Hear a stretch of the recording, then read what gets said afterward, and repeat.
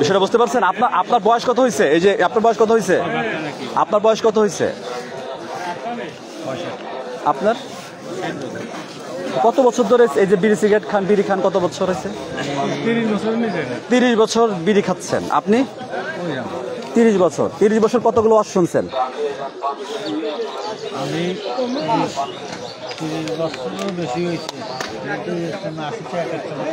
আমার কথাটা আপনি বোঝেন যে 30 বছর কিন্তু আপনার এলাকায় ওয়াজ মাহফিল হয়, হয়েছে না? এই যে বয়ান হয়, তাহলে এগুলো শুনছেন কিন্তু বোঝেন না এখনো। ওটা যদি বুঝতেন তাহলে এটা ত্যাগ করতেন, বুঝছেন? এটা কথা, এটা হচ্ছে আপনার সন্তানও লজ্জা পায় দেখে, আপনার আত্মীয়স্বজন দেখে লজ্জা পায় কিন্তু বলতে পারে না। কি বলবে কি? এটা যদি পুলিশ তো ধরে না, ধরে বিড়ি সিগারেট পুলিশ ধরে না। কিন্তু দেখেন আপনি চারপাশে আমার সাথে চলেন, কত লোক কত লেবাসে খাচ্ছে না। এখন আপনি বলতে পারবেন হ্যাঁ আমার লজ্জার ব্যাপার, আমার মান সম্মান, আমার বলেন কেন? কিন্তু আপনি যে লজ্জা থাকতো তাই তো আপনি এটা খেতেন না। কি ভাই কথা তো এটাই কথা, যদি আমার লজ্জা থাকতো, আমার আপনি সবাই বলতে পারে ভাই আপনি তার লজ্জা দিচ্ছেন কেন? কিভাবে বলবো বলেন? না না, আমার তো রাগের বিষয় না। দেখুন বিষয় হচ্ছে এটা আপনাকে বলবে না তো, আপনার বললাম তো, আপনি কয়দিন কে আপনাকে নিষেধ করছে বলেন? কয়জন পাইছেন আপনি পান নাই তো। কিন্তু এটা বুঝতে হবে, এটা আপনার নিজের চিন্তা, নিজের ধারণা যে আমি এই যে সিগারেটটা আমি খাচ্ছি, বিড়ি সিগারেট খাচ্ছি, এগুলো দোয়া কবুল হয় না। এগুলো কার কথা? এটা আমার কথা? আল্লাহ রাসূল বলছে। আল্লাহ রাসূলের তো কোনো কথা নেই, কথা হচ্ছে আল্লাহর কথা।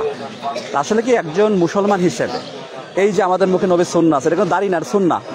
আমি আপনাকে বারবার বলি, মানুষ যদি বুঝতো যে এটা হচ্ছে নবীর সুন্নাহ, তাহলে কেউ কিন্তু বিড়ি সিগারেট বা হারাম জিনিস মুখ দিয়ে খেত না। কিন্তু মানুষ মনে করে দাড়ি, অনেকেই দাড়ি তো হিন্দু, খ্রিস্টান, বৌদ্ধ তারাও রাখে না। আপনি এখানে খালি বুঝবেন এতটুকুই যে আমাদের মুখে কিন্তু নবীর সুন্নাহ। আল্লাহ রাসূল সাল্লাল্লাহু আলাইহি ওয়াসাল্লাম বলেছেন যে ইহুদি খ্রিস্টান তাদের থেকে তোমরা বিপরীত। কি তোমরা দাড়িকে ছেড়ে দাও, গোপকে ছোট করো, কারণ তারাও দাড়ি মত কি রাখে, সমান রাখে। এখন আমি নবীর সুন্নাহ রাখলাম মুখে, রেখে যদি আমি এখন আমার জবান থেকে যদি বাজে কথা বলি, গালিগালাজ করি, কোনো মেয়ে ছেলের দিকে তাকাই থাকি, হারাম খাই, তখন কি মানুষের চোখে কি পড়বে? একজন বেধর্মী কি আমাকে ধর্ম গ্রহণ করবে? আপনাকে মনে হয় যে আমাদের ধর্মে একজন মানুষকে কি অন্য ধর্মের মানুষকে আনতে মন চায় না? জোর করে আনবেন নাকি আমাদের আদর্শ দেখবে? রাসূল সাল্লাল্লাহু আলাইহি ওয়াসাল্লাম আদর্শ দেখবে। তা আমাদের নবীর আদর্শ কি? এটা ছিল আমার নবীর আদর্শকে এই হারাম কিছু খাওয়া ছিল, বিড়ি সিগারেট খাওয়া। তখনকার সব মদ নিষিদ্ধ হয়ে গেল কেন? কারণ কোন হারাম জিনিস এখানে হাদিসে আসছে, যেটা সামান্যতম নেশা করে সেটা হচ্ছে কি হারাম। সামান্যতম নেশা করে ওটা হচ্ছে হারাম। বোঝার চেষ্টা করেন, আপনারা বিরক্ত হবেন না। কারণ এটা আপনার বুঝতে হবে যে আপনি এখানে অনেকে আছে, অনেকে খায়। ওই যে দেখেন এই মানুষগুলো যে বিড়ি সিগারেট খাচ্ছে, মাথায় টুপি পরে খায় না, টুপি পরে দেখবেন জুব্বা কত সুন্দর, কিন্তু কথা হচ্ছে কেউ বলতে চায় না যে ও কি বললে কেউ ঝাড়ি দেয় কিনা। হ্যাঁ আমার সরকার, আপনার সরকার আপনি তেল দেন, কিন্তু আসলে একজন মুসলমান হিসেবে, দিনী ভাই হিসেবে কষ্টকর বিষয়। কারণ এইখানে এটা সৌদি আরব না, এটা বাংলাদেশ। অনেকে বলে সৌদি আরবের লোক জুব্বা পরে বিড়ি খায়, সিগারেট খায়। তো সৌদি আরবের লোক, ওদের কালচার হচ্ছে ওইটা। আমরা যেরকম লুঙ্গি পাঞ্জাবি পায়জামা কি বলি, লুঙ্গি গেঞ্জি পরি, ওদের পোশাক হচ্ছে কি জুব্বা। তো যে চোর ও জুব্বা পরে চুরি করে, কি বোঝেন? যে ধর্ষণ করে সেও কিন্তু জুব্বা পরে করে। এখন আপনি তো ওই দেশের কালচারকে আমাদের বাংলাদেশকে মনে করেন, তাহলে তো হবে না। যে ওই দেশের মানুষ তো দেখি বিড়ি খায়, নামাজে যায়, অনেক উদাহরণ দেয়, কিন্তু না ভাই, যেটা সামান্য তোমার নেশা সেটা হচ্ছে হারাম। আল্লাহ রাসূল সাল্লাল্লাহু আলাইহি ওয়াসাল্লাম বলতে সামান্য, আপনি তো বলেন আমি তো বিড়ি 2 প্যাকেট খাই না, একটা খাই, ওই একটাই আপনার জন্য কি হারাম। কারণ বিষ আপনার কিন্তু অনেক খাওয়া লাগে না, 1 ফুট খাইলে আপনি মারা যাবেন। জি ভাইজান, আমি আপনাকে সেটাই বলতে চাচ্ছি, একটু দাঁড়ান। আচ্ছা আমি আপনাকে বলি দলিলের কথা শোনেন, আমি আপনাকে বলি দলিল কি। কিছু জিনিস আছে যখন আল্লাহ রাসূল সাল্লাল্লাহু আলাইহি ওয়াসাল্লাম জামান, আমি বলি, আমি আপনাকে বলি, আপনার দিনী ভাই, আমি আপনাকে যখন প্রশ্ন করেন উত্তর দিব না, আল্লাহ আমাকে সময় তো দিবেন। আমরা হচ্ছে ইসলামকে কঠোর করে ফেলছি কিছু জিনিসে বলে, যেমন মাকরুকে বলে এটা মাকরু মানে কি জানেন? মাকরু মানে কি? হারামের কাছাকাছি। মাকরু মানে হচ্ছে আল্লাহ তাআলার অপছন্দনীয়। না, আপনি যদি ভালো জিনিস ব্যবহার করেন তাহলে হালাল, খারাপ জিনিস ব্যবহার করে গুনার কাজ। ফেসবুকে যদি না, আমার ভাই যেটা বলতে ঠিক আছে ভাই, আমি আপনাকে বলি, আপনার একটা কথায় তখন অনেকে বিড়ি সিগারেট ছাড়বে না, কথা বুঝতে পারছেন? আপনি যদি এর পক্ষে যান তখন অনেকে ছাড়বে না। আমি আপনাকে না, আমি 2-4-5 জন আচ্ছা বয়ান দেন না, আমরা সমূল উৎপাদন করি যেখানে চলবি না না ওভাবে ভাই। আমি আচ্ছা আচ্ছা, মাশাআল্লাহ মাশাআল্লাহ মাশাআল্লাহ।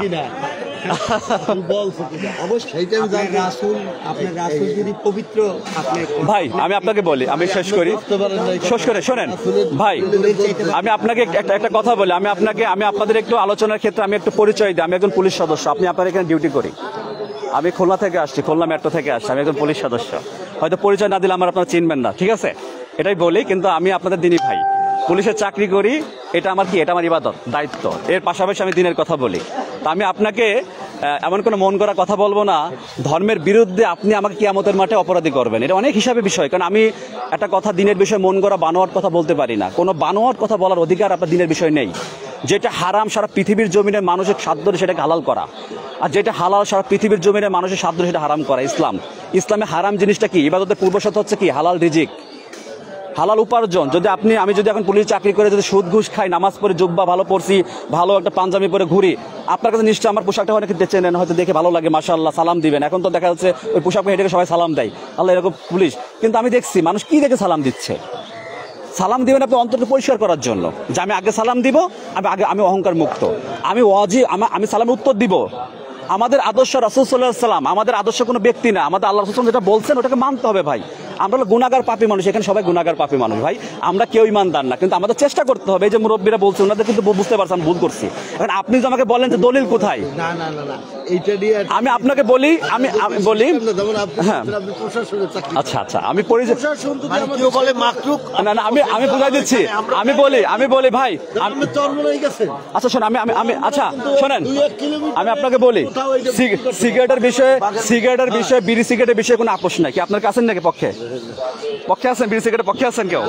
তাহলে আমি চলে যাবো না। আপনার যদি বিড়ি সিগারেট খাওয়ার পক্ষে থাকেন তো আমার আলোচনা শেষ। আচ্ছা ঠিক আছে, আমার কথা শোনেন। হাদিস যদি পরে দেখেন যেটা সামান্যতম নিশা হয় সেটা হচ্ছে হারাম, সামান্য নিশা। রাসূল সাল্লাল্লাহু আলাইহি ওয়াসাল্লাম জামানায় মদ ছিল, কিন্তু আল্লাহ সাল্লাল্লাহু আলাইহি ওয়াসাল্লাম আশঙ্কা করেছেন আমার উম্মতেরা জামানা আসবে তখন তারা হারামকে হালাল মনে করবে। কি মনে করবে? হারামকে হালাল মনে করবে। এখন বর্তমান জামানা কিন্তু সেটাই, অনেক কিছু বের হয়ে গেছে। দেখেন সিয়াবা, গাঁজা, অনেক কিছু আছে। এখন আমি হলো চোর, আমি কিন্তু আমার ওই পেশাটাকে কিন্তু ভালোই মনে করতেছি। যে সুদ খায় সে বলবে কি, ভালো কথা তো বলতে পারবো ভাই, বলা যাবে না, বলা সহজ। আপনাকে সুদ করে কাছে যদি মাইক দিয়ে বলেন ভাই এটা সুদ সম্পর্কে ভালো কথা বলেন মানুষকে, সে দেখবেন যে এত সুন্দর কথা বলবে, আপনি বলতে পারবেন না। যে ঘুষ খায় তাকে বলে দেখেন, মাইকটা নিয়ে বলবে ভাই ঘুষ খাবেন না, ঘুষ হচ্ছে হারাম জিনিস। কিন্তু বাস্তব এটাই যে একজন ব্যক্তি যখন অপরাধে জড়িত থাকে তখন সেই ব্যক্তি ওইখান থেকে সে দলিল চায় কি ওটা যেন হালাল হয়। কি বুঝলেন? এখন সুদ করে চাবে কি সুদটা যেন হালাল হয়, কি সে অনেক চেষ্টা করে। যদি সুদটাকে যদি কেউ হালাল বলতে হুজুর, তাহলে কি ওটা হালাল হয়ে যাবে? হারাম কি হয়ে যাবে? কিন্তু ভাই সিগারেটটা খেলে কি হয়? আপনি সকালবেলা ঘুম থেকে ওঠার পর কি নাস্তা করছেন আপনারা? নাস্তা করছেন কি বিড়ি দিয়ে নাকি খাবার দিয়ে? আচ্ছা, এরপরে একটা বিড়ি খাইতে কেন মন চাইলো? এটা আপনার মুখ থেকে আমি শুনে দেবো, নেশা হয়েছে। তা রাসূল সাল্লাল্লাহু আলাইহি ওয়াসাল্লাম বলেছেন যেটা সামান্যতম নেশা সেটা তোমার ত্যাগ করো, এটা হারাম। তা দলিল পাইছেন ভাই? এই যে আমার ভাই দলিল পে চলে গেল। আমি কথা যে আমি আপনাকে এমন কথা বলবো কেন? আমি ভাই এখানে আপনার এখন দিনী ভাই, কি দিনী ভাই না? আমি কি আপনাকে চা খাচ্ছি দিনের কথা বলে? আমার কোনো হাদিয়া লাগে না ভাই। আমার বাংলাদেশ পুলিশ সদস্য, আপনার অনেকে পুলিশ সম্পর্কে অনেকে ধারণা আছে, অনেকে আমাকে চিনে, ইস্তেমার মাঠে অনেকে চিনে, অনলাইনে অনেকে চিনে যে বাংলাদেশ পুলিশে একজন পুলিশ সদস্য আছে, আমাকে অনেকে চিনে। এই ভালোবাসা কি পুলিশের জন্য কি আল্লাহর জন্য? আমি আমার পুলিশকে আমার পুলিশ ডিপার্টমেন্টে অনেক পুলিশ সদস্য আছে যারা সৎ পথে চলে। আপনারা তো সবাইকে একরকম মনে করলে হবে না, হবে যাদের মনে আল্লাহর ভয় আছে, যারা আল্লাহকে ভয় করে, যাদের অন্তরে মৃত্যুর চিন্তা আছে, সে কখনো হারামকে স্পর্শ করবে না। কথা বোঝেন? ক্লিয়ার কথা।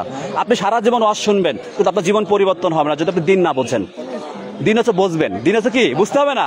হুজুর এখান থেকে বুজুর্গ বয়ান দিচ্ছে, আপনি বসে গল্প করতেছেন, শুনতেছেন, কিন্তু আপনি বোঝেন না তো কিছু।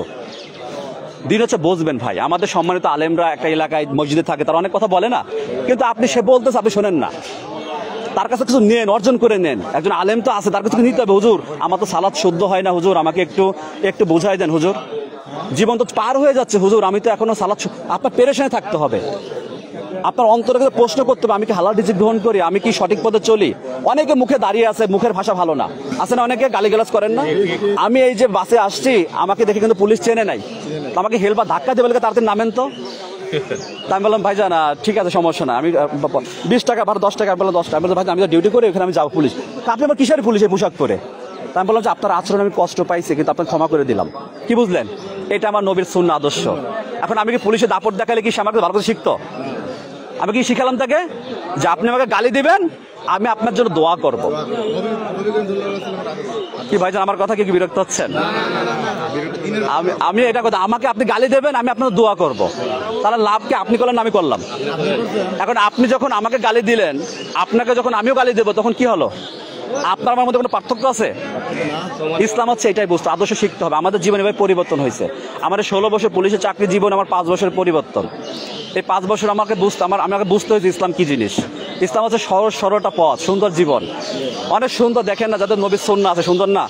আমি এই লোকের মুখে দাঁড়িয়ে না থাকলে জিজ্ঞেস করতাম না বিড়ি খান কেন, শুধু আমার কষ্ট আঘাত লাগে যখন কারো নবীর সুন্নাহ রেখে, এটা আমার নবীর সুন্নাহ, আমার অন্তর কাঁদে, আমার চোখে অন্তর কাঁদে, আমার চোখে পানি আপনি দেখবেন না যে আমার নবীর সুন্নাহ রেখে যদি কেউ হারাম জিনিস মুখে দেয়, কেউ যদি মুখে বাজে কথা বলে, গালিগালাজ করে, একজন সনাতন ধর্মের লোক এখানে বসে থাকবে, দাঁড়াই থাকবে, সে আসলে ইস্তেমা দেখে আসি, দেখি না কি হয়। ওই লোক যদি দেখে আমি দাঁড়িয়ে রেখে, আমি সুন্নাহ রেখে আমি সিগারেট খাচ্ছি, ও বলবো কি মুসলমান তো এরকমই, ও কিভাবে আমার ধর্মে আসবে বলেন? ও যদি দেখে আমি মুসলমান, আমার মুখে সুন্নাতে দাঁড়িয়ে রেখে আমি গালিগালাজ করি, ও কিভাবে আমার ধর্ম গ্রহণ করে বলেন? আপনার কি বিষয়টা বুঝতেছেন? এটা আমাদের জন্য ডিসক্যারেট, কিন্তু আপনারা এখন বোঝেন না বিষয়গুলো, এখন খুব কঠিন জিনিস। আমাকে বোঝায় কি হবে, যে বোঝে না তাকে বোঝান। ওই যে আমার ভাইকে বোঝাতে গেলে একজন বলতে গিয়ে এটা আমার দলিল দেখান। এই জন্য আমাদের সমস্যা যে আমরা হারামের পক্ষে থাকি, আমরা শিরিকের পক্ষে থাকি। শিরিকের কথা বলে, মাজারের কথা বলে অনেকে দেখবেন যে হ্যাঁ ভাই এটা কি হয়েছে, মাজারে গেলে খারাপ কি? আপনি মাজারে গিয়েছেন, যান, আপনি যে মানুষটা মারা গেছে দোয়া করেন, কিন্তু আপনি মাজারকে মানত করতে পারেন? আপনি কি পক্ষের বিপক্ষে? মাজারকে চাওয়া যায়? মাজারকে চাওয়া যাবে? যত লম্বা দাড়ি হোক, যত জুব্বা পরা থাক, আমি কি মৃত ব্যক্তির জন্য দোয়া করা যাবে, কিন্তু তার কি দেওয়ার ক্ষমতা আছে? রাসূল সাল্লাল্লাহু আলাইহি ওয়াসাল্লামের কি দেওয়ার ক্ষমতা ছিল? রাসূল সাল্লাল্লাহু আলাইহি ওয়াসাল্লাম যেখানে দেওয়ার ক্ষমতা না, সেখানে কোন ওলি আউলিয়া দিতে পারে আপনাকে বলেন? রাসূল সাল্লাল্লাহু আলাইহি ওয়াসাল্লাম যদি দেওয়ার ক্ষমতা থাকতো, তা দিত কিভাবে? আবু তালেব তার চাচার হিদায়াত দিতে পারতো নাকি? কি বাস্তব কথা নাকি? আমার ভুল হলে আমাকে বলবেন, কিন্তু আমি আপনাদের বয়সে ছোট, আমাকে বলবেন, দিনের কথা তো ভুল হতেই পারে। রাসূল সাল্লাল্লাহু আলাইহি ওয়াসাল্লাম যদি দেওয়ার ক্ষমতা থাকতো, হিদায়াত দেওয়ার ক্ষমতা থাকতো, তাহলে দিতে পারতেন তো চাচাকে? পারছেন? আল্লাহ সুবহানাহু ওয়া তাআলা বলছে, মুহাম্মদ তুমি যাকে হিদায়াত দিতে চাইবে, তুমি সেই হিদায়াত পাবে না। আমি আল্লাহ সুবহানাহু ওয়া তাআলা যাকে যোগ্য মনে করবো সেই হিদায়াত পাবে। কি বুঝলেন? তার মানে হিদায়াত পাওয়ার জন্য কি আমাদের কি লাগবে? টাকা লাগবে? পুলিশ হওয়া লাগবে? আমাকে অফিসার হওয়া লাগবে? ক্ষমতা নেতা হওয়া লাগবে? কি লাগবে? তাকওয়া, ঈমান, আল্লাহর ভয়, ভীরুতা, মনের ভিতর আল্লাহর ভয়। আল্লাহ বুঝি, সবই তো বুঝি, সবই তো জানি, কিন্তু তবুও তো দুনিয়ার লোভে পড়ে স্ত্রী সন্তানের প্রয়োজনে অবৈধ উপার্জন করে যাচ্ছি। ভাই ভাই সম্পর্ক নষ্ট হয়ে গেছে আজ। ভয়াবহ বিষয় না? আপন ভাইয়ের সাথে অনেকে সম্পর্ক নেই, দেখেন কথা হয় না। রক্তের মানুষ, আত্মীয় স্বজন, মামা চাচার সাথে সম্পর্ক নেই, কেন হয়েছে? সম্পদ জমি জমার জন্য। কত ক্ষতির ভিতরে আমরা আছি। আমরা দেখেন আল্লাহ আল্লাহ করতেছি, কিন্তু এলাকার মানুষ আমাকে ভালো চোখে দেখেন, আছে না? অনেকে আসছে কিন্তু সুদের সাথে জড়িত আছি, ঘুষের সাথে জড়িত আছে না এরকম? কিন্তু লেবাস দেখে তো মনে হবে না যে ইমানদার। আমাদের মুখে ঈমান হচ্ছে শক্তিশালী, মুখে ঈমান শক্তিশালী, অন্তর ঈমান কি দুর্বল। এই জন্য আমাদের সমস্যা, আমরা হারামকে হালাল বানাই দিই। রাসূল সাল্লাল্লাহু আলাইহি ওয়াসাল্লাম বিদআত যেগুলো করেছে, রাসূল সাল্লাল্লাহু আলাইহি ওয়াসাল্লাম যেগুলো করেনি, ওইগুলোকে সুন্নাহ মনে করি। আর সুন্নাহকে কি বলি করি? এগুলো চলে না, ফিতনা, এগুলো ফিতনা। এরকম হয়ে গেছে আজকাল জামানায়, যে একজন মুসলমান কি করে যাচ্ছে মাজারে, 10 টাকা ওই জায়গায় দেখেন মানত করতেছে, চলে আসতেছে। আল্লাহ বলেছেন সমস্ত গুনাহ ক্ষমা করবো, শুধু একটা গুনাহ ক্ষমা করবো, সেটা কি? শিরিকের গুনাহ ক্ষমা করবো না। জাহান্নাম থেকে বের হবে একদিন, নাকি বের হবে কারা? মুসলমান বের হবে। একদিন হলো সিজদা দিছিল, লা ইলাহা ইল্লাল্লাহ বলছিল, কিন্তু অনেক পাপ করছিল, সে জাহান্নামে ছিল। তখন ফেরেশতাকে পাঠানো হবে, যাও তাদেরকে বের করে নিতে। যারা শিরিক মুক্ত ছিল, যারা শিরিক মুক্ত ছিল, যারা শিরিক করছে, তাদের কিন্তু বের করবে না। এটা বুঝতে হবে, আমাদের শিরিক করা যাবে না। এটা জীবনের সব থেকে বড় গুরুত্বপূর্ণ বিষয়। পিতামাতার অবদ্ধ হওয়া যাবে না। পিতামাতার অবদ্ধ সন্তানের জান্নাত হারাম। আমরা তো অনেক আমল করি, অনেক আছে না, পিতামাতার সাথে খারাপ ব্যবহার করি, এটা করা যাবে না। মানুষের সাথে উত্তম আচরণ করেন। কিয়ামতের মাঠে একটি আমল সব থেকে ভারী হবে, সেটা হচ্ছে সদাচরণ। জানেন তো অনেকে, নাকি অনেকে জানে, অনেকে জানে না। একটি আমল সব থেকে ভারী হবে, আসসালামু আলাইকুম রাহমাতুল্লাহ, সে আমলটা হচ্ছে সদাচরণ। যখন চিন্তা করে দেখেন তো, এত আমরা নামাজ কালাম যত কিছু পড়ি, একটা আমল এত ভারী কেন? ভালো আছেন ভাই? কারণ কি জানেন? আমরা এই বাংলাদেশে অনেকে আছি, নামাজি অনেক আছে, আছি না? তাহাজ্জুদ সারা রাত পরে তো, কিন্তু ভালো আচরণ করতে পারি না। আচরণ করতে গেলে কি চিন্তা করি? আমি তো অনেক বড় নেতা, আমি তো অনেক টাকা আলা লোক, আমার অনেক কিছু আছে। রিক্সাওয়ালাকে সালাম দেওয়া যায়, ভিক্ষুকদেরকে সালাম দেওয়া যায়, ও ছোটখাটো মানুষ, কি মনে হয় তো? কারণ কি বলেন তো, ওইখানে আমরা আটকা পড়ে গেছি। এই আমলটা মিজানের পাল্লা সব থেকে ভালো হবে, সব থেকে ওজনে ভারী হবে। তো এটাকে আমরা করবো না ইনশাল্লাহ? আমরা যারা পুলিশে আছি, আমাদের যখন ভালো কথা যখন আপনারা পাবেন, কি ভালো লাগে? লাগবে না? আপনারা আমাদের কি চান বলেন? কি চান? টাকা পয়সা? যে এক কাপ চা খাওয়ান তো? আমরা তো অপরাধীকে ধরবো, এটা আমার দায়িত্ব। কিন্তু সবাইকে কি অপরাধী মনে করা যাবে? জুলুম করা যাবে? অত্যাচার করা যাবে? নির্দোষ ব্যক্তিকে ভাসানো যাবে? যাবে না। তাহলে কি দেশটা কি আজকে আমাদের এত বদনাম কি দিতেন আমাদের? কিন্তু এইটা পেতে গেলে আমাদের দিন বুঝতে হবে। আমাদের ভিতরে অনেকে ভালো আছে, কিন্তু অনেকে দেখা যাচ্ছে কি কখনো কোনো সঙ্গে পরে অনেকে খারাপ হয়ে যায়। মানুষ দুনিয়ার লালসায় ডুবে হারাম উপার্জন করে। স্ত্রীকে সন্তুষ্ট করা দরকার। কিয়ামতের মাঠে কি হবে? আল্লাহ তাআলা বলেছেন তোমাদের স্ত্রীর সন্তান ধন সম্পদ পরীক্ষা। শুধু কি বলছেন? পরীক্ষা আমাদের জন্য। আল্লাহ তাআলা বলছে ওই দিন স্মরণ করো যেদিন তোমাদের স্ত্রীর সন্তান ধন সম্পদ কোনো উপকারে আসবে না। আল্লাহ তাআলা কি আবার কি বললো, ওই দিন স্মরণ করে যদি তোমার স্ত্রী সন্তান ধন সম্পদ কোনো উপকারে আসবে না। আল্লাহ তো জানাই দিল ইল্লা মাতাউল গুরু, ধোঁকাবাজির জীবন, এটা কিন্তু ধোঁকাবাজির জীবন। আল্লাহ তাআলা ওই দিন স্মরণ করে যখন পুত্র পিতার কোনো উপকারে আসবে না। যে পুত্রের জন্য অনেক অবৈধ উপার্জন করে না, ছেলেকে ভার্সিটিতে পড়াবো, খরচ চালাবো কিভাবে, এই জন্য সে কি করে, ও যে চোর চুরি করে ও কিন্তু একার জন্য করে না, পেটের জন্য ও করে সবার জন্য। দেখবেন স্ত্রী সন্তানের জন্য চুরি করে, কিন্তু একটা পেটের জন্য করে না। অনেকে আছে এরকম, আমাদের সমাজে অনেকে আছে সন্তানের জন্য অবৈধ উপার্জন করতেছে, স্ত্রী সুখী করার জন্য, ভালোটা থাকার জন্য অবৈধ উপার্জন করতেছে। মানুষকে মানুষ বলে মনে হয় না, অহংকার দাম্ভিকতা চলে আসছে। আল্লাহ তাআলা মানুষকে সম্পদ দিয়ে পরীক্ষা করছে, না দিয়ে পরীক্ষা করতেছে, পঙ্গু করে পরীক্ষা করতেছে, চোখ না দিয়ে পরীক্ষা করতেছে, কথা না বলে বোবা রেখে। ওই যে একটা ভিক্ষুক দেখে আল্লাহ আল্লাহ আল্লাহ, ওই ব্যক্তি ভিক্ষা করে যতবার আল্লাহকে ডাকতেছে, আপনি হয়তো আল্লাহকে ডাকতেছি না। কারণ কি, এটা তার জন্য সৌভাগ্য। আল্লাহ যখন মানুষকে সম্পদ দেয় তখন মানুষ কি হয়, আল্লাহকে ভুলে যায়। আল্লাহ তাআলা বলতেছে যে আমরা অকৃতজ্ঞ, বুঝছেন। যখন বিপদে পড়ি তখন আল্লাহকে ডাকি, আল্লাহ বাঁচাও বাঁচাও। যখন বিপদ থেকে আল্লাহ তাআলা আমাকে রক্ষা করে তখন আমরা মানুষকে বলি ওই মেম্বার আমাকে বাঁচিয়েছে, চেয়ারম্যান বাঁচাইছে, মেম্বার সাহেব 1 বছর চাউল না দিলে আমি মনে বাঁচতাম না, আমি মনে মরে যেতাম, ওই ডাক্তার যদি চিকিৎসা না করতো তাহলে আমি কিন্তু মরে যেতাম। নাউজুবিল্লাহ, আস্তাগফিরুল্লাহ। শিরিক করা যাবে না, মাথায় রাখবেন, শিরিক করবেন না কখনো। আজ সমাজ পরিবর্তন করতে হলে আপনাদের সবার কি সহযোগিতা দরকার না? আমরা বাংলাদেশ পুলিশে কয়জন আছি বলেন তো, কয়জন জানেন? 2 লক্ষ, মানুষ হচ্ছে 18 কোটি। তাহলে আমরা কয়জনকে ট্যাকেল দিতে পারবো? আপনার সন্তান ইয়াবা খায়, গাঁজা খায়, আপনি কি করবেন? পুলিশ লাগবে নাকি আপনি ধরে নিয়ে যাবেন থানায়? আপনি তো পালতেছেন কেন? আপনার সন্তানের জন্য সমাজ নষ্ট হচ্ছে না? আপনার ভাই আবার ব্যবসা করার জন্য সমাজ নষ্ট হচ্ছে না? ইনশাল্লাহ ভাই, সমস্যা নেই। তা আপনি আমার কথা বোঝেন, তাহলে আপনাকে প্রশাসন যা লাগবে কেন? আপনার দায়িত্ব কি ছিল? আরে আমার ছেলে ইয়াবা ও তো নষ্ট হয়ে যাচ্ছে, আমার ছেলে গাঁজার ব্যবসা করে, মাদক ব্যবসা করে দেশে নষ্ট করবে, ওই ছেলে আমার থাকার দরকার নাই। আপনি প্রশাসনের কাছে যাবেন, স্যার আমি এখন পিতা, আপনার দায়িত্ব যা হোক না কেন, আমি চাই না আমার ছেলের জন্য সমাজ নষ্ট হোক, আমার ভাইয়ের জন্য সমাজ নষ্ট হোক। আপনাদের আসার দরকার নেই যে নিয়ে আসে, ধরেন কি পারতেন না আপনারা অনেকে, কিন্তু কেন হয়েছে বলেন তো? এই জন্য পুলিশ খারাপ হয়ে গেছে। আমাদের সমস্যা আছে কি, আপনারা আছে চান না যে ও যা হয় হোক, আমাদের সন্তান, রক্তের মানুষ, ওদেরকে ক্ষতি করা যায় না। কিন্তু বৃহত্তম স্বার্থে কখনো ছোট স্বার্থ ত্যাগ করতে হয়। এই যে কালকে একটা নিউজ দেখছেন যে একটা মেয়ে টিকটকে আসক্ত বলে, দেখছেন অনেকে তার বাবা গুলি করে মেরে ফেলছে, দেখছেন নিউজটা? কালকে ঘটনা, অনেকে পাকিস্তানের ঘটনা দেখছো না? পাকিস্তানের ঘটনা যে একজন ব্যক্তি তার সন্তান টিকটকে আসক্ত হয়ে গেছে, হয়তো বাবা বারবার বলতে নষ্ট হয়ে যাচ্ছে, সহ্য করতে পারে না, কিন্তু এটা করা ঠিক হয় নাই, কিন্তু সে কষ্টে পড়ে কি করছেন? এটা নিউজ শুনছেন যে একজন কোরআনকে পুড়িয়েছিল বলে তাকে গুলি করে হত্যা করা হয়েছে, শুনছেন নিউজ? পাইছেন?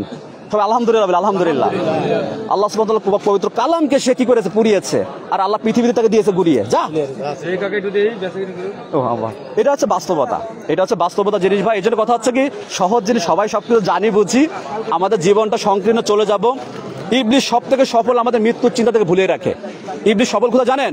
আমরা খালি অপরের মৃত্যু দেখি, অপরে জানাজায় যাচ্ছি, কিন্তু আমরা নিজের মৃত্যুকে ভুলে গেছি। কুল্লু নাফসিন যায়কাতুল মাউত, মৃত্যু তো হবেই, আমাদের হয়ে যাবে, কখন হবে, কতটা সময় আছে পৃথিবীর জমিনে, টঙ্গীর ওই উপার যেতে পারবো কিনা তা তো জানি না, আশা করি।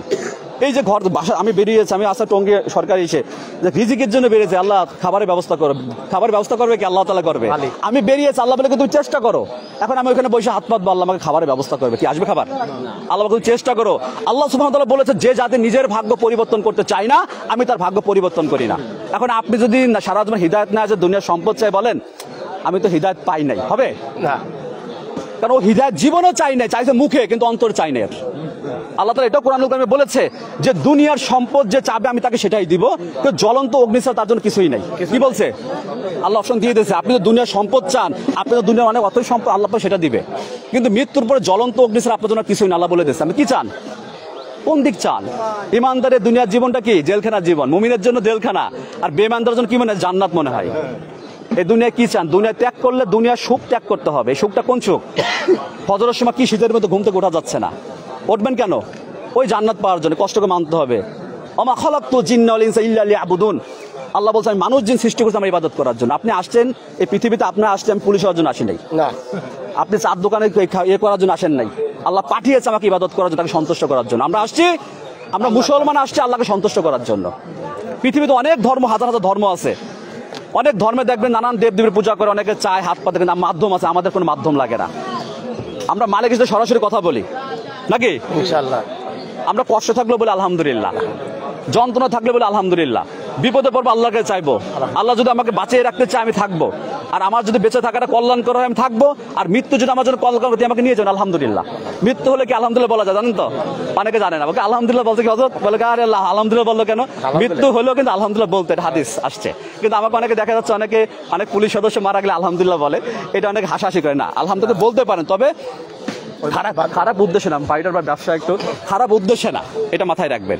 সবথেকে বড় কথা হচ্ছে আমরা সবাই দিনী ভাই, কেউ ইলম নিয়ে অহংকার করবেন না। আমি তো অনেক বড় মুফতি, আমি তো অনেক জানি, অনেক বুঝি, আমি বলবো না। দিনের কথা আল্লাহ বলেছেন একটা আয়াত যেন পৌঁছে দাও, তার নির্দেশ, আল্লাহর নির্দেশ। আল্লাহর জন্য আসছি এখানে, আপনাদের এখানে কি করতে আসছি? অনেক দূর থেকে আসছি, আল্লাহর জন্য আসছি, এটা আমার দায়িত্ব। কথা বলে কিন্তু কষ্ট হয় না? আমার ভিতরে কোনো অহংকার পাইছেন আমি? আপনি পুলিশ সদস্য ক্ষমতা দিয়ে কথা বলতে পাইছেন নাকি? কারণ আমি তো পুলিশ পোশাক পরে চিনবেন, কিন্তু ভিতরটা হয়ে গেছে কি একজন দিনী ভাই, একজন মুসলমান অন্তর।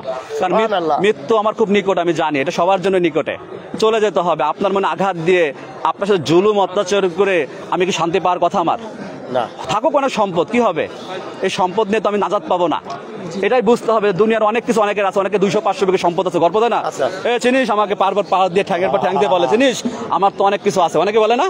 যাদের ইমান নেই তারা এইসব গল্প দেয়, আর যাদের ইমান আছে তারা কি বলে? আল্লাহর কথা বলে, আল্লাহ রসুলের কথা বলে। যাদের ইমান আছে তারা কখনো দিনের বাইরে কোনো কথা বলে না, আর মানুষকে লোভ দেখায়। এখানে অনেক সম্পদ পাবে, এখানে চুরির মানুষ আসে দেখবেন, এই জন্য সেই মানুষের সঙ্গ দেন, তাদের সঙ্গ দেন যাদের সাথে চললে আল্লাহর পথে যেতে পারবেন। তাদের সাথে চলেন যাদের সাথে চললে বিড়ি সিগারেট ত্যাগ করা যাবে। যে বিড়ি খায় তার সাথে চললে তো বিড়ি ত্যাগ করতে পারবেন না, সে আপনাকে আরেকটা ধরাই দেবে।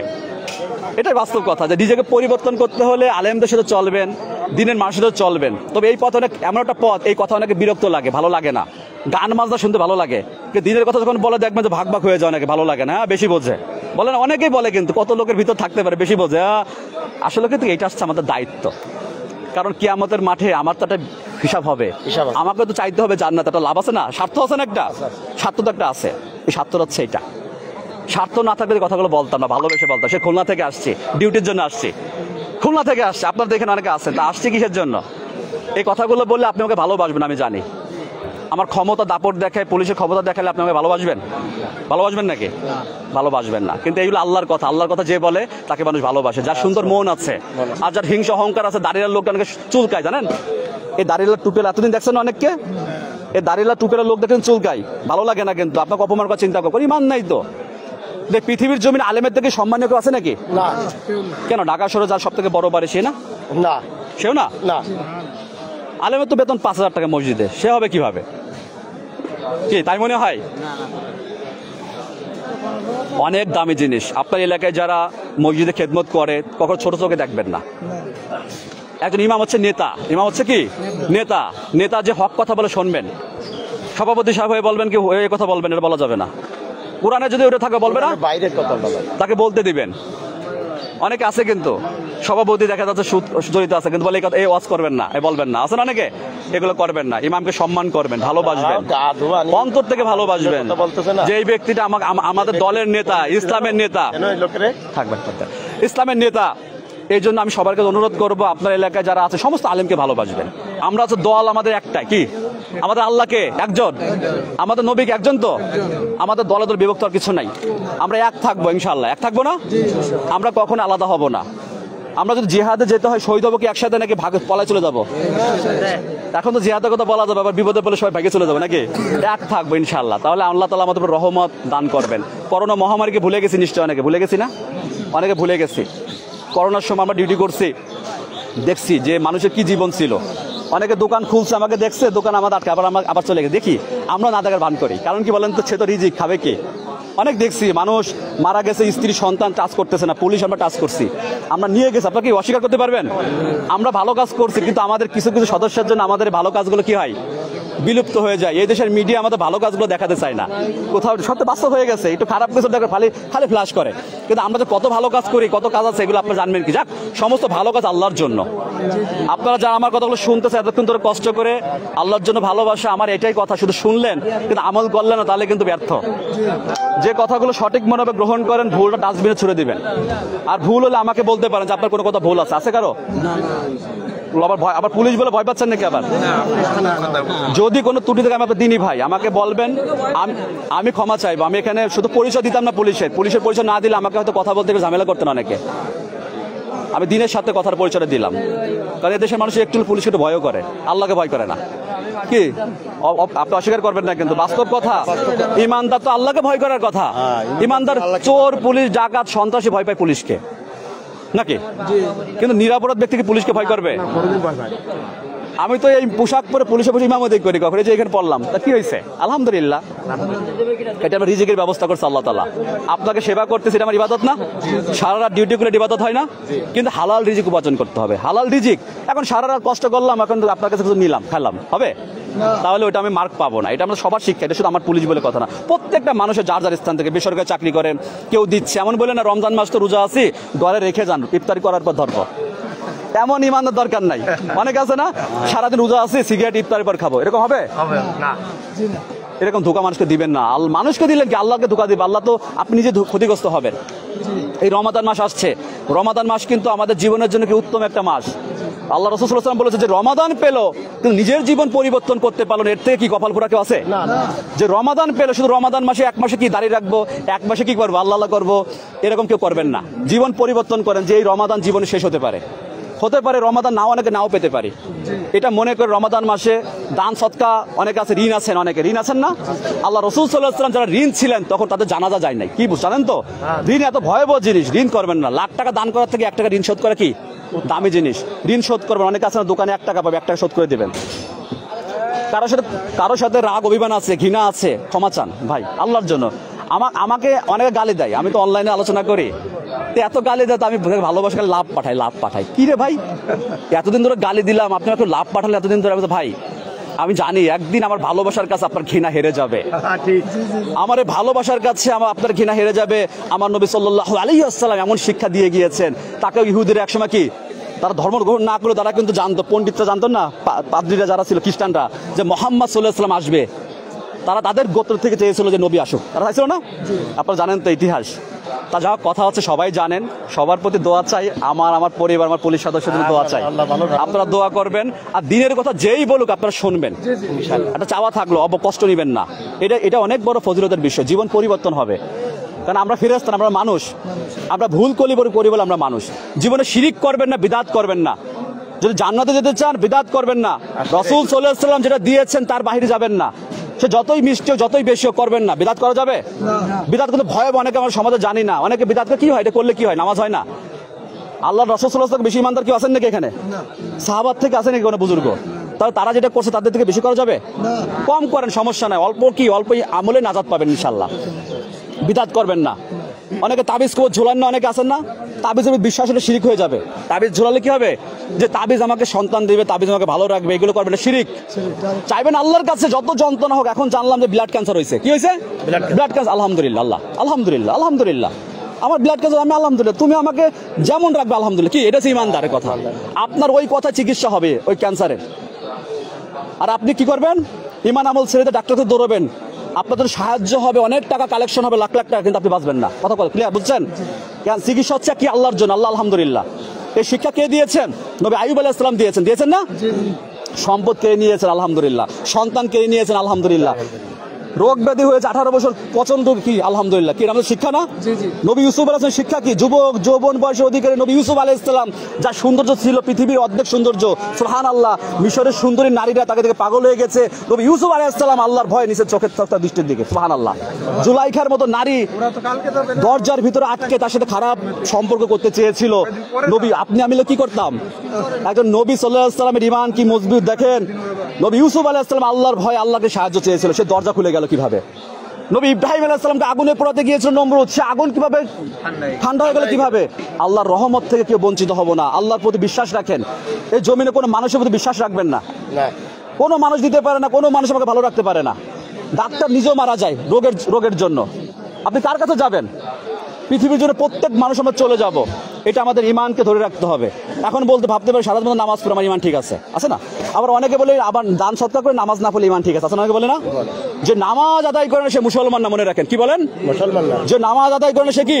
মুসলমান না। আপনারা কথাটা বলেন, যে নামাজ আদায় করে না সে কি? মুসলমান না।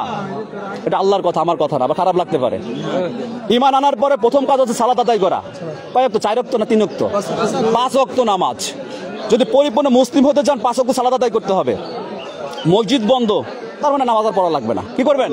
এই জমিনটা মসজিদ, আল্লাহ রাসূলের জমিন হলো মসজিদ। নদীর মাঝখানে আছেন তখন নামাজ পড়বেন, পাহাড়ের চূড়া উঠছেন ওখানে নামাজ পড়বেন, ব্যবসা চার দোকান আছে নামাজ ওখানে নামাজ পড়বেন যদি না পারেন। নামাজ আপনার জন্য বাদ নাই যে আমি রিক্সা চালাই বলে নামাজ পড়তে পারতেছি না, এই ব্যবসা করে অনেক লাভ। আরে দুনিয়া তো আপনাকে ধোঁকা দিচ্ছে, এই ব্যবসা এই চার দোকান এই খাবার মানুষকে ধোঁকা দিচ্ছে, ও মনে করতেছে পেটের জন্য। কিন্তু যারা সালাত আদায় করতেছে ইমানের পথে তারা তো জান্নাত পাবে, সফল তো সে হবে। আল্লাহ তাআলা বলেছে সূরা আলে ইমরান 185 নম্বর আয়াতে, সেদিন যাকে জাহান্নাম থেকে দূরে সরে জান্নাতে প্রবেশ করবে সেই সফল। সফল কি হবে? জাহান্নাম থেকে যাকে দূরে সরে, নাকি 50 তলা বাড়ি যার ছিল 100 তলা সে সফল। যে এলাকায় মন্ত্রী ছিল সে নিশ্চয়ই সফল হবে, কেন হবে না? এত প্রোটেকশন ছিল আমরা দিছি পড়ে, সেদিন সফল হবে কে? যার ইমান ছিল। ইমানদারের অনেক মূল্য হবে, ডাইনাতে আমলনামা পেয়ে যাবে। এখন তো ইমানদারকে কেউ ছাগল পাগল মনে করে না, মনে করে না ও ভিক্ষা করে, ওর কি মূল্য? ওর দামটা হয়তো পৃথিবীর জমিনে এই বাংলাদেশের কোটিপতির কাছে ওই ভিখারির মূল্য নাই, কিন্তু আল্লাহ সুবহানাহু ওয়া তাআলার কাছে ওই ব্যক্তির মূল্য অধিক বেশি, ওই ইমানদার। আল্লাহ কোরআনে কি বলেছে? ইয়া আইয়ুহাল্লাযিনা আমানু, কার কথা বলতেছে? ইমানদারের কথা বলতেছে। আর কার কথা বলতেছে নাকি? যে মন্ত্রীরা শোনো, এই এমপিরা শোনো, এই পুলিশরা শোনো বলছে নাকি? তাহলে এটা আমার কথা কি বুঝতেছেন আপনারা? ঠিক আছে, কষ্ট হচ্ছে তবে কথাগুলো বলে যায়। আমরা আমাদের আমরা মুসলমান, কিন্তু নামে মুসলমান অনেকে আছে, কামে নেই। আমরা নামে মুসলমান, পরিচয় দিয়ে আমার নাম মোহাম্মদ ইয়াসিন, নাম রাখছি জান্নাত, তাকে জান্নাতে চলে যাবো নাকি? কেন? নাম তো জান্নাত, হবে না। জান্নাত নাম রাখা সহজ, কিন্তু জান্নাতে যাওয়া এত সহজ হবে? তা পরিচয় যদি মুসলিম দিই তাকে মুসলিম পরিচয় মুসলিম দেবো কেন? আমি তো মুসলিম ঘরের সন্তান। এটা চাপ দেন। আমরা মুসলিম পরিচয় দিচ্ছি, কিন্তু মুসলিম হতে গেলে আমাকে সালাত আদায় করতে হবে। মুসলিম ঘরে জন্মগ্রহণ করছি তাই বলে বলি মুসলিম, কিন্তু তাই বলে আমি মুসলিম না। মুশরিক আর মুসলিমের মধ্যে পার্থক্য সালাত। মুশরিক আর মুসলিমের মধ্যে পার্থক্য কি? সালাত। যে সালাত আদায় করে সে কুফরি করলো, যে সালাত আদায় করলো সে শিরিক করলো। কি করলো? বুঝলাম, ক্লিয়ার? শিরিক করে, আমি তো শিরিক করি না। শিরিক করলেন কারণ নামাজ পড়লেন না তাই শিরিক করলেন। ঈমান হচ্ছে বিশ্বাস, স্বীকৃতি, স্বীকারোক্তি। ঈমান হচ্ছে কি? স্বীকারোক্তি। মুখে লা ইলাহা ইল্লাল্লাহ বললাম, এরপর অন্তর থেকে বিশ্বাস করলাম, বাস্তবায়ন করবে এবার লা ইলাহা ইল্লাল্লাহ। আল্লাহ তুমি ছাড়া কারো কাছে মাথা নত করবো না। এটা কি? এটা হচ্ছে ঈমান। শুধু লা ইলাহা ইল্লাল্লাহ বলে মাথাটা চলে যাবে হবে না। ঈমান খুব দামি জিনিস, ঈমান ধরে রাখতে হবে। আল্লাহ রাসূল সাল্লাল্লাহু আলাইহি ওয়াসাল্লাম বলেছেন, এমন একটা জামানা আসবে আমার উম্মতের আগুন ধরে রাখা ততটা সহজ হবে, ঈমান ধরে রাখা সহজ হবে না। এই জামানাগুলো কি আমরা এভাবেই পেয়েছি? এই জামানাগুলো এখন সেমা অবস্থা হয়ে গিয়েছে, চারপাশে অনেক ফিতনা। আল্লাহ রাসূল সাল্লাল্লাহু আলাইহি ওয়াসাল্লাম বলেছেন, সাহাবারা জেনে রাখো, কবরের থেকে ভয়াবহ কিছু আমি জমিনে দেখি নাই। কি? কবরের থেকে ভয়াবহ কিছু জমিনে নেই। এত ভয়াবহ আমরা কবরের চিন্তা করি, দুনিয়ার সম্পদের চিন্তা করি। আর জেনে রাখো, নারীর থেকে বড় ফিতনা জমিনে নেই। কি বুঝলেন? নারীর থেকে বড় ফিতনা এই নারীর জন্য সম্পর্ক ত্যাগ হচ্ছে পিতামাতার সাথে। নারীর জন্য ভাই ভাই সম্পর্ক নষ্ট হয়েছে জমি জমার জন্য। ওই নারী বলেছে, তোমার সুন্দরী স্ত্রী বলতেছে কি, এই তোমার মা তোমাকে ভালো চোখে দেখে না, এই জন্য মাকে কি ভালোবাসা কমিয়ে দিয়েছে। ওই নারীর জন্য ফিতনা। এই নারীর জন্য স্ত্রী থাকতে কেউ পরকিয়া করতেছে, এই নারীর জন্য ঘর ছেড়ে পতিতালয়ে যাচ্ছে, নারীর জন্য অবৈধ উপার্জন করতে। কি সব তো ফিতনা তো আর ক্লিয়ার আছে? আর কোনো ডাউট আছে? তার মানে আমাদের ফিতনা থেকে বাঁচতে হবে। চোখের জিনা থেকে হেফাজত থাকতে হবে। চোখের জিনা খুব ভয়াবহ হবে। ইবনে মাজার একটি হাদিস আসছে যে অনেক আমল করে সে জাহান্নামে যাবে, গোপনে পাপ করত, একাকিত্ব ঘরের ভিতর পাপ করতো, সহিহ হাদিস। ওই ব্যক্তি জাহান্নামে যাবে, তার আমলগুলো ভাসতে থাকবে। গীবত করবেন না। গীবতকার কি হবে? যদি কখনো গীবত হয়ে যায়, একটা আমলের কথা বলি, অনেকে গীবত হয়ে যায় না অনেক সময়। যদি গীবত করে ফেলছে ভুল, আল্লাহ আস্তাগফিরুল্লাহ, আমি তো গীবত করছি ভাইয়ের জন্য, আল্লাহ তুমি তাকে রাসূল করতেন, কিয়ামতের মাঠে আমার গীবতের কেন উত্তম প্রতিদান দান করেন। কি করবেন? তার জন্য দোয়া করবেন। এবং আমাকে আপনি দান করেন, আমাকে আপনি হিদায়াত দান করেন, তার জন্য দোয়া করবেন। আপনার গীবতটা কি হবে? আল্লাহ তার কাছে ক্ষমাযোগ্য হয়ে যাবে। ভয়াবহ। চগলখোর করা যাবে না। দোষ তুই মানুষের কানে লাগিয়ে চগলখোর জাহান্নামে যাবে। কে বলছে? আল্লাহ। আল্লাহ বলেছে। যারা টাকনুর নিচে কাপড় পরে তাদের জন্য কি পুরস্কার আছে নাকি? না, জান্নাত। আপনি তাকায় দেখেন তো, দাড়িওয়ালা লোক আছে, টাকনুর নিচে কাপড় উপরে কয়জন পরে?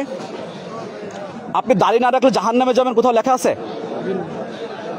গোড়ালির নিচে কাপড় পরলে কি জাহান্নামে যাবেন, এই কথা লেখা আছে? না। ও হ্যাঁ, দাড়ি না রাখলে আপনি জাহান্নামে চলে যাবেন এবং কোথাও লেখা নেই। কিন্তু কেউ যদি অহংকার করে গোড়ালির নিচে কাপড় পরে, ওই অংশ জাহান্নামে প্রবেশ করবে। কে বলেছেন? আল্লাহ বলেছেন। আল্লাহ রাসূল সাল্লাল্লাহু আলাইহি ওয়াসাল্লাম কোনো কথা আছে নাকি? আছে? তিনি কি ওহী ছাড়া কোনো কথা বলতে পারতেন? অনেকে আছে না, আহলে কোরআন একটা দল আছে, তারা বলে এরকম যে আমি কোরআন মানে হাদিস মানি না। কারণ ওই ব্যক্তিগত কেন শুনবো? ব্যক্তি কোনো কথা আছে নাকি?